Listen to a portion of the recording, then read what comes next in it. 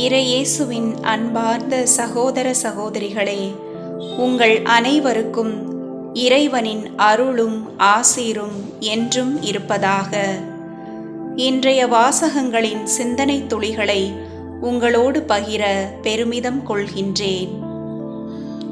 முழு மனிதமே கடவுளின் விருப்பம் என்பதை வாழ்வாக்கி வந்த இயேசுவை சமயத்தின் பெயராலும் சமய சட்டத்தின் பெயராலும் கட்டிப்போட முனைகிறார் தொழுகை கூட தலைவர். இன்றும் கூட இது தொடர்கிறது. கடவுளுக்கு ஏற்புடைய செயல்களை செய்வதற்கான முதல் தடையாக இருப்பது கடவுளின் பெயரால் காலம் காலமாக செய்யப்பட்டு வரும் செயல்களே.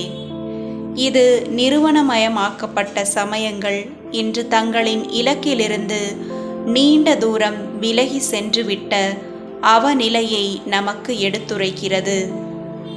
மக்களுக்கு விடுதலையை கொடுக்க வேண்டிய சமயங்கள், சடங்குகள் மற்றும் வழிபாடுகள் முதலியவற்றின் அடிமைகளாக மக்களை மாற்றியுள்ளன.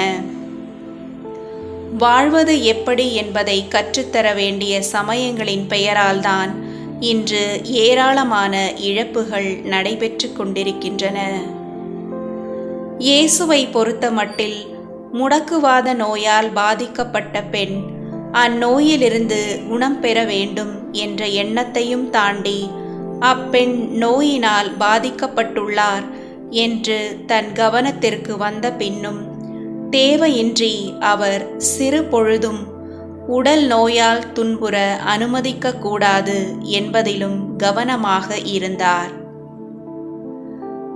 நன்றே செய்க அதுவும் இன்றே செய்க என்னும் மூதுரை நம் நினைவில் என்றும் நிற்கட்டும்.